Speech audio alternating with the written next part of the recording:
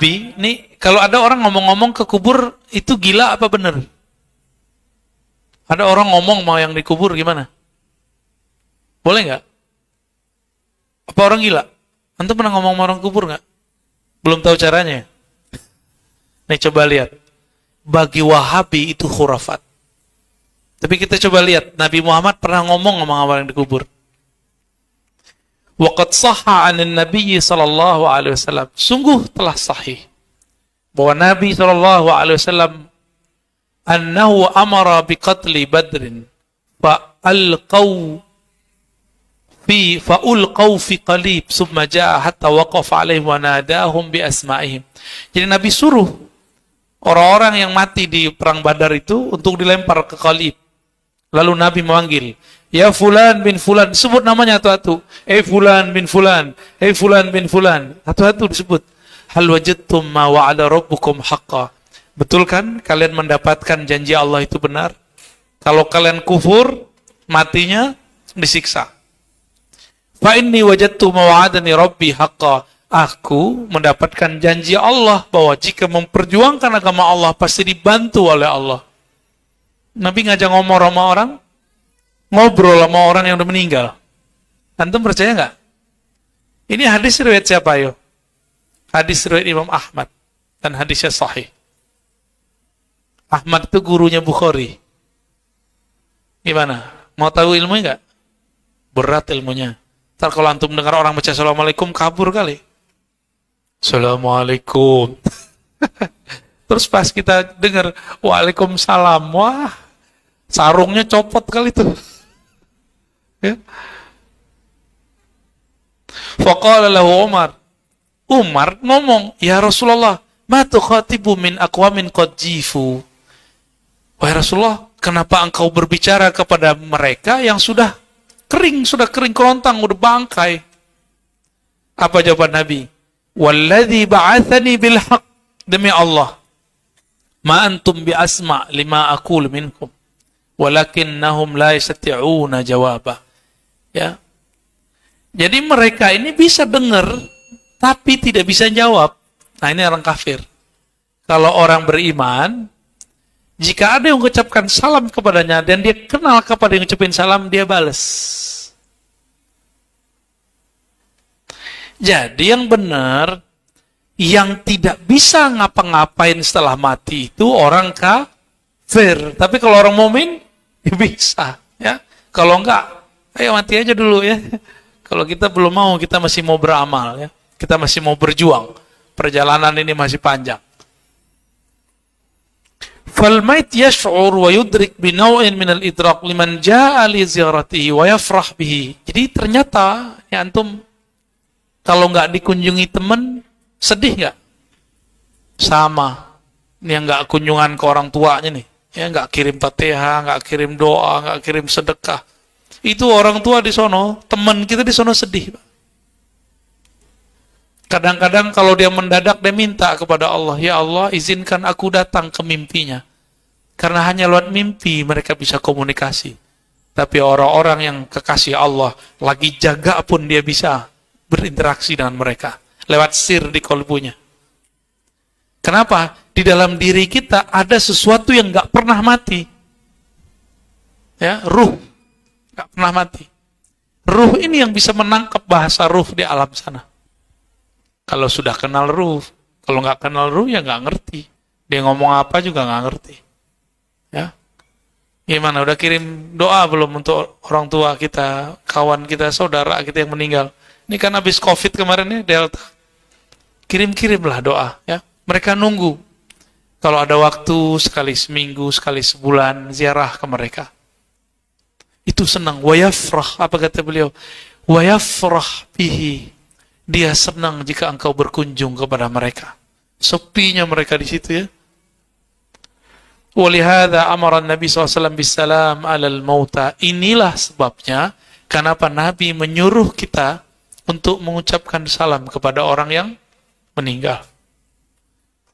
Haitsu ja'anahu sallallahu alaihi wasallam kana yu'allimu ashabahu idza zarul qubur ayaqulu assalamu alaikum ya ahla diyaril mu'minin ya ahla ad-diyar minal mu'minin wal muslimat. Ini ada lafaznya. Nah, berdasarkan riwayat-riwayat itu, Imam Nawawi mengatakan, wa yustahabbu liz-zair ayadnuwa min qabril mazur. Dianjurkan bagi peziarah mendekati kubur yang mau dia ziarahi.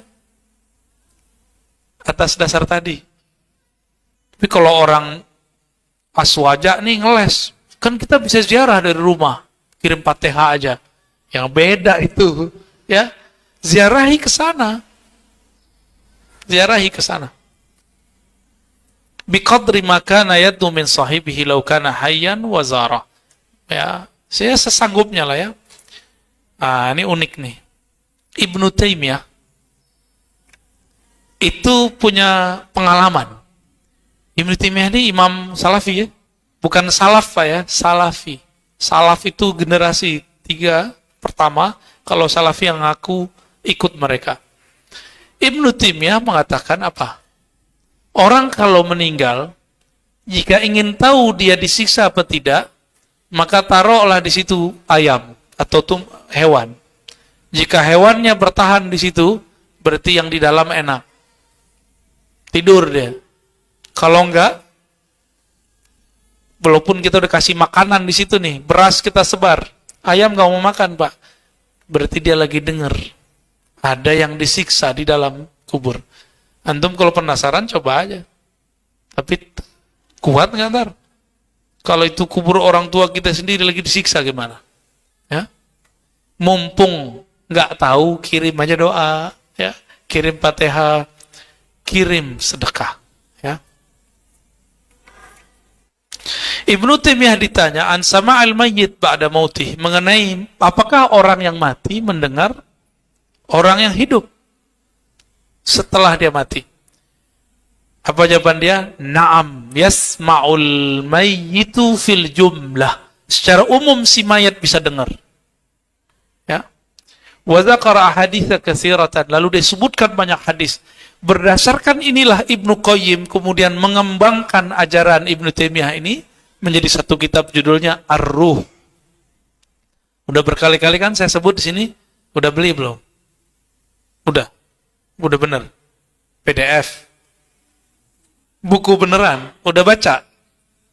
Ya nggak apa-apa terjemahan Pak. Yang penting baca tuh. Ya. Mau terjemahan, mau asli kan sama aja sebenarnya. Bedanya antum PD-nya nggak punya. Saya karena baca teks Arab yang nggak berbaris, PD-an dikit lah. Ya. Ya wajar dong. Kita kan nyantri bertahun-tahun. Antum nggak nyantri. Ya. Sama, itu sama semua. Nabi Muhammad SAW mengatakan apa? Aksiru minas salati alayya yawmal jum'ah. Banyak-banyak salawat kepadaku pada hari Jumat. Kenapa? Fa inna salatakum ma'rudatun alayya. Salawat kalian langsung disampaikan kepadaku. Nah, ini jelas nih. Lalu sahabat nanya, ini sahabat kritis. Nabi jawab pelan-pelan, baik-baik. Wahai Rasulullah, masa iya bisa sampai, sedangkan engkau sudah hancur binasa? Muncullah kalam berikut. Inna Allah Ta'ala harrama 'alal ardi an ta'kula ajsadal anbiya. Allah mentitahkan kepada bumi, jangan pernah merusak tubuh para nabi. Dan antum kalau cek, jangankan nabi. Ya, di Bogor, itu ada orang yang cuma ngamalin sedekah uduk. Tiap kali dia ngeliat orang susah, orang gila, dikasih uduk. Belum ada yang beli, malah dikasih uduk. Meninggal, dikubur di ujung dekat kali. Ketika 6 bulan, airnya naik. Itu kuburan amblas. Nongol lah itu mayat, masih utuh 6 bulan. Amalannya apa? Cuma ngasih nasi uduk. Jadi nggak mesti hafiz Quran. Karena banyak juga hafiz Quran dilaknat sama bumi. Karena hafalan dia tidak membuat dia terjaga. Hafalan dia membuat dia mengejar dunia. Dia kejar dunia pakai Quran. Kan banyak juga sekarang. Jadi coba aja lah denger itu orang musabakoh, ngomonginnya bukan ngomong mana. Ngomonginnya hadiah. hadiah, ya. Ini mohon maaf nih, kita nggak ngelarang antum musabaqah ya. Tapi kalau orang obrolannya lagi mau musabaqah, apa hadiah, masalah sama juri, nanti ketika dia nggak juara dia salahkan juri, apa-apaan itu ya. Allah nggak ridho Quran digituin. Nah, maka beliau mengatakan, "Fahadhin nususu amthaluha tubayyin anna al-mayyita yasma' fil jumlah kalam al-hayy." Ini bukti kuat, dalil kuat bahwa orang yang mati bisa mendengarkan kalam orang yang masih hidup. Itulah sebabnya setan itu suka sekali menyerupakan diri. Korin-korin ini suka sekali. Karena dia tahu ada orang berkeyakinan di kubur ada kehidupan, maka dia menyerupakan menjadi sesuatu. Padahal nggak mungkin ya, nggak mungkin seperti pocong, itu bukan ruh itu Pak, itu jin itu. Sundel bolong, bener. Apalagi namanya? Apa? Kuntilanak. Antum pernah ketemu? Jangan-jangan kedip-kedipan mata lagi. Astagfirullah.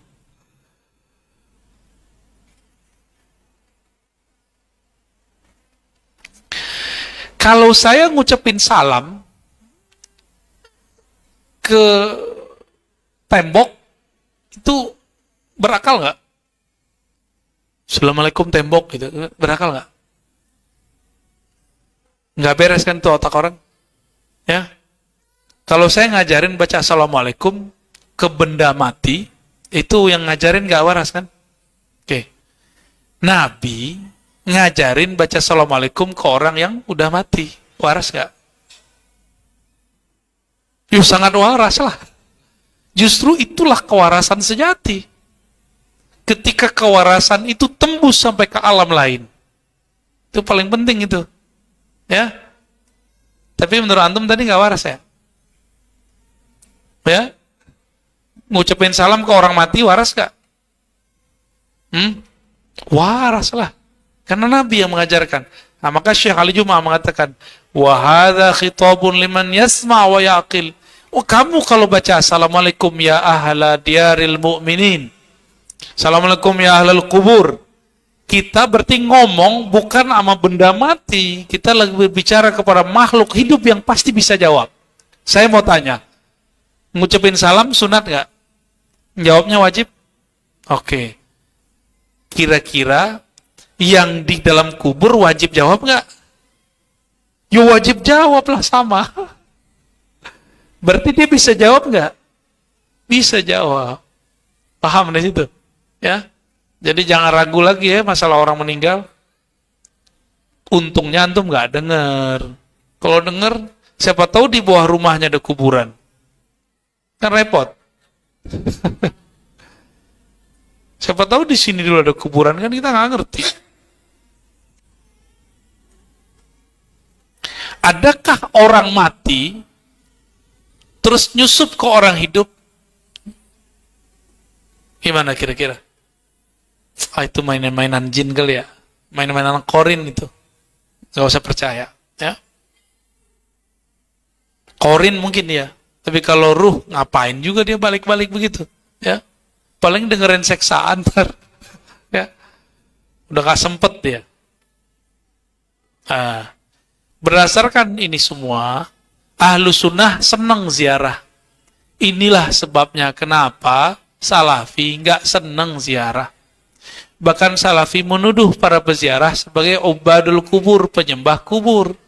Kan tertulis di kitab Soleh Fauzan, di banyak kitabnya, sufi-sufi ubadul kubur, penyembah kubur.